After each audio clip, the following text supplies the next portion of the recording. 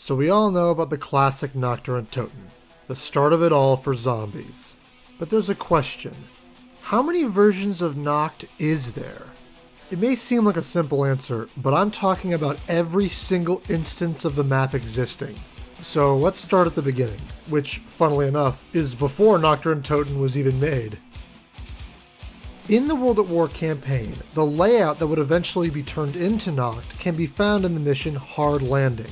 Around halfway through the mission, you come up to a Japanese airbase, and this is the building that would eventually become Nacht. The layout is similar, but very rudimentary. Certain walls aren't there, you can't access the second floor above spawn, and lots of railings aren't present either. There also appears to be door frames in places that aren't present in the zombies version of Nacht, indicating that the building had more rooms originally.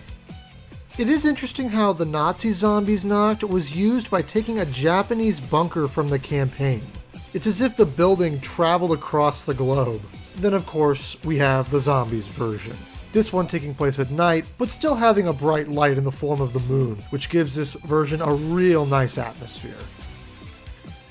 The upstairs, of course, is more open, and things have been changed around to give the player more room to maneuver the building. So World at War has two versions, the prototype and the original. Black Ops 1 has, well, one, the remake, which in actuality is just a port of the World at War version. Having all the same wall guns, but different box weapons with the BO1 guns and the Thunder Gun. While this version is a one-to-one port of the World at War map, it does seem to have a slightly different lighting engine. The lights seem brighter and the shadows seem darker.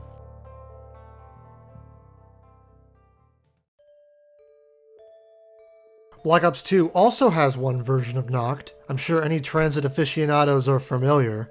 In the cornfield across from the tower, there sits the Nacht building.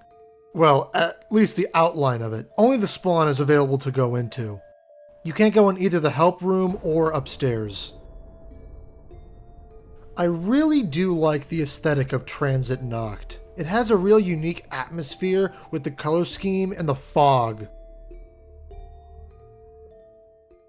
You know, this building sure gets around, first in the Pacific, then in Germany, and now in Washington State. Black Ops 3 actually has two versions of Nacht.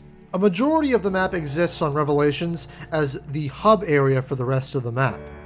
The skybox is really sweet on this one, allowing you full view of every island. The layout is changed slightly and certain walls are knocked down, allowing three ways of getting upstairs. The help room is slightly smaller, but the upstairs is much bigger.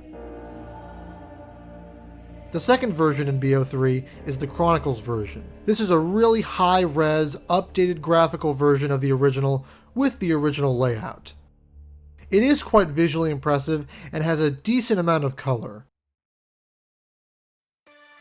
And finally, we have Cold War. Nacht can be found right on top of the map, sort of a centerpiece of D Machine. The map retains a similar layout, though fallen ceilings allow you to get onto the roof, as well as a new path to walk around. This version has a lot of aesthetic differences, but it is still built off of the BO3 version, as evidenced by a few assets that are still laying around.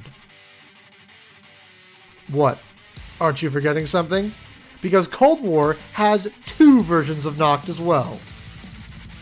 On Forsaken, once you lift the lockdown and get the arcade token, you can put it into the World at War machine and actually play a Nacht minigame with a dark atmosphere and much more classical looking graphics. This mini Nacht is almost identical to the Transit version, as you can only play in the spawn room and the same shelf seems to be blocking the stairs.